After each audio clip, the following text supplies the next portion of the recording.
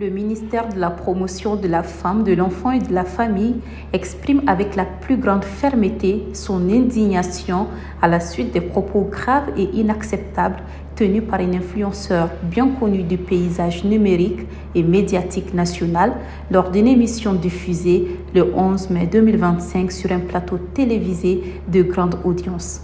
Ces déclarations qui relèvent d'une apologie manifeste du viol constitue une offense intolérable à la mémoire des victimes, une banalisation révoltante de la violence faite aux femmes et aux filles et une atteinte directe aux valeurs fondamentales de notre société.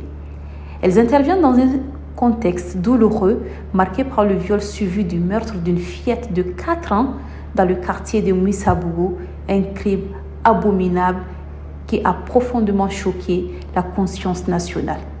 Le ministère condamne sans réserve tout discours qui banalise ou justifie les violences sexuelles et rappelle que le viol est un crime odieux puni par la loi malienne et par les instruments internationaux auxquels notre pays a souscrit.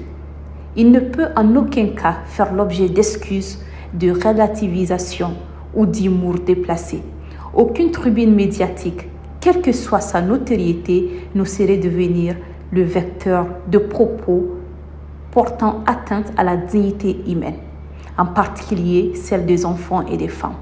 Face à la gravité de la situation, le ministère demande l'ouverture immédiate d'une procédure judiciaire contre l'auteur de ces propos pour apologie de crimes et incitation à la violence sexuelle et s'érige en partie civile.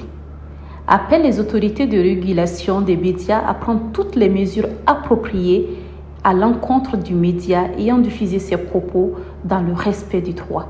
Exige le retrait sans délai de l'émission concernée ainsi que la présentation d'excuses publiques en collaboration avec les organisations de défense des droits des femmes et des enfants.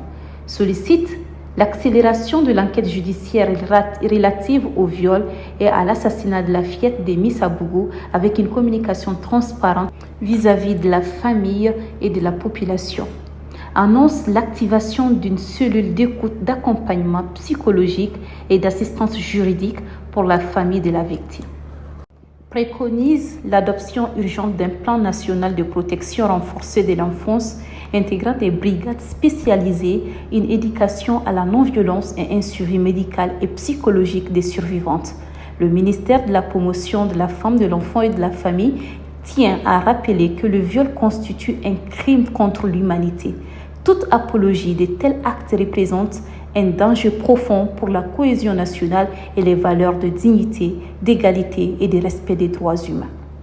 La République ne tolérera aucun acte barbare contre les enfants. Elle ne tolérera aucune incitation au viol ni à la violence sous toutes ses formes, encore moins les paroles qui les excusent. Il en va de l'honneur de notre nation et de la sécurité de nos enfants et de l'avenir du pays, a déclaré Madame le ministre.